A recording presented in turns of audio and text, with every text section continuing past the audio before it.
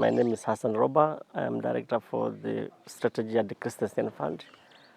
Christensen Fund is a private foundation. We support indigenous people's self-determination in many parts of the world, but in Africa, we mostly now work in Kenya, Uganda, and Tanzania, mostly partnering with pastoral communities in their quest to secure their land and the environment and their way of life. Yes, and if you ask me about the summer school, I think this is a good thing that has happened. The pastoralist production system, the communities here have suffered for a very long time, not because of the ecosystem that they live in, but because of the wrong narratives that drives development, that drives policies in the area. And these policies and programs have lasted for a very long time, in spite of many convincing counter evidences that shows really it's a self-sustaining system where people produce and do their business or production in a way that is also viable and compatible with the environment in which they live. But unfortunately, this has not been fully appreciated, and there's a lot of tendency to push down policies, interventions, that most of it actually are counterproductive. All interventions, emergency programs, water development programs are all mostly counterproductive because they don't also appreciate the local knowledge and people's knowledge about this place. So the objective of this summer school is to have a critical mass of scholars, young people, masters, PhDs, to help advocate for the correct narratives, what is based on the knowledge that they gain from here. And the knowledge is sort of helping them understand that the system is complex but yet simple. Complex if you look at it as something that's untouchable, something that cannot be completely understood. But if you sit down with pastoralists, the communities, you get a lot of knowledge from them, and you can drive the system movement by learning from the people.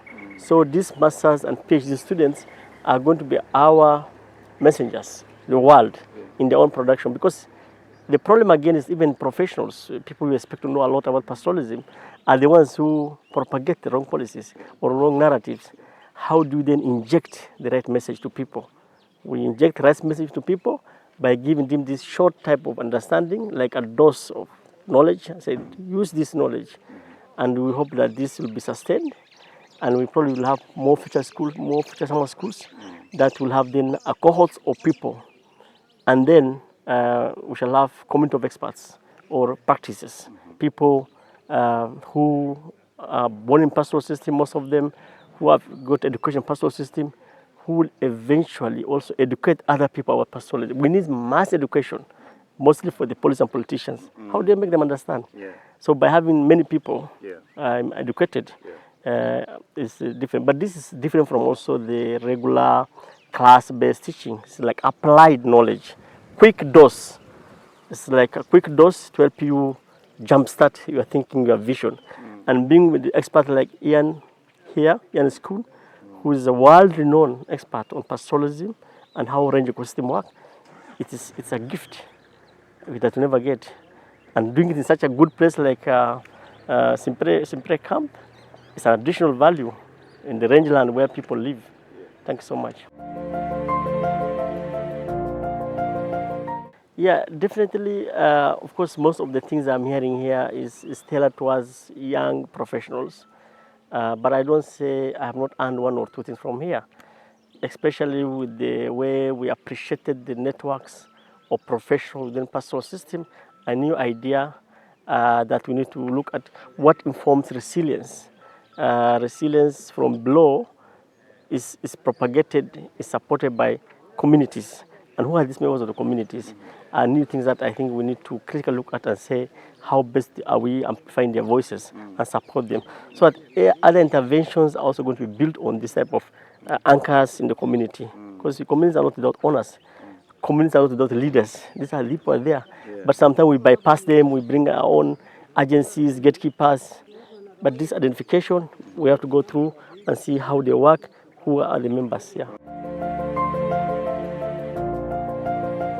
Yeah, there's a lot of aspiration. I think the most important one is for us to really appreciate that pastoralism is not about to die. It always survives in different form. So we talk about transformation of systems, transformation of production system. It will take different shape, different practices. Maybe the numbers of livestock will be less. But if we do things like land registration very well, which we support very much as a Christian State Fund, if we have our land registered, communities will be able to use the land sustainably. They're able to set aside a certain part of the land for this type of use this season. So there are many policies that now is going to enable practices very well. And then the competing land uses like conservation and other things will also have a place, but it should not be an alternative. We should not talk about alternative livelihood. There's something like alternative to pastoralism.